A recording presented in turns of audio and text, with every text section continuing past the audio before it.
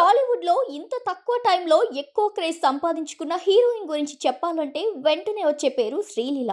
మనకంటే 2021లో పెళ్లి సందడి సినిమా దగ్గర నుంచి తెలుసు గానీ, అంతకుముందే ఈ బ్యూటీ కన్నడంలో 2 సినిమాలు చేసింది. ఇక తెలుగులో రవితేజతో 'ధమాకా' లాంటి 100 క్రోర్ క్లబ్ సినిమాలో ఛాన్స్ కొట్టడం ఒకెత్తు అనుకుంటే, ఆ తర్వాత ఏమాత్రం గ్యాప్ లేకుండా శ్రీలీల ఎడాపెడా సినిమాలు సైన్ చేసి వీర లెవెల్‌లో బిజీ అయిపోయి కనీసం ప్రమోషనల్ క్యాంపెయిన్ ఇంటర్వ్యూలకు కూడా మహాభాగ్యం అన్నట్టుగా దేనికి దొరకకుండా అయిపోయింది.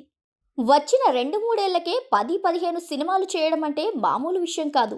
అవి కూడా పెద్ద హీరోలతో. అందులోనూ రికార్డ్ బ్రేకింగ్ హిట్లు కావడం. ఇదంతా ఏ హీరోయిన్ కెరీర్‌లోనూ చూడలేదు. ఆ క్రెడిట్ ముమ్మాటికి ఒక్క శ్రీలీలకే సొంతం. ఇక ఈ బ్యూటీ మాత్రం ఆగుతుందా?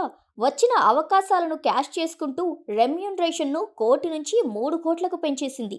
ఆ మధ్యంతా భగవంత్ కేసరి పబ్లిసిటీ క్యాంపెయిన్‌లో శ్రీలీల, బాలయ్య కాంబినేషన్‌లో ఇంటర్వ్యూలు ఇరగదీసేశారు.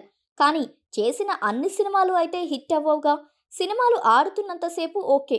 మధ్యలో ఒకటో రెండో ఫ్లాప్‌లు అయితేనే ప్రాబ్లం.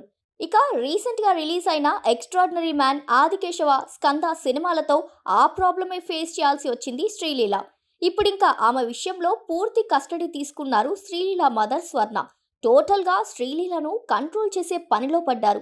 ఎప్పటినుంచో ప్లాన్ చేసిన ఇంటర్వ్యూలను కూడా ఫిబ్రవరి ఎండ్ వరకు పోస్ట్‌పోన్ చేశారు. ఇక ఆమె ఆశలన్నీ ఇప్పుడు సంక్రాంతి బరిలో రాబోయే 'మహేష్' గుంటూరు కారం మీదే ఉన్నాయి. అయినా చేతులు కాలేక ఆకులు పట్టుకుంటే ఏం లాభం చెప్పండి. మరి శ్రీలీల జెట్ స్పీడ్ కెరీర్ గ్రోత్‌పై ఇన్ని బ్రేకులు పడడంలో మెయిన్ ఇష్యూ ఏంటంటే వరుస సినిమాలు ఒప్పుకోవడమే. అందులోనూ ఏ సినిమా షూటింగ్‌కు సరైన టైం ఇవ్వలేకపోవడమే తప్పైపోయింది అంటూ ఫ్యాన్స్ అభిప్రాయపడుతున్నారు.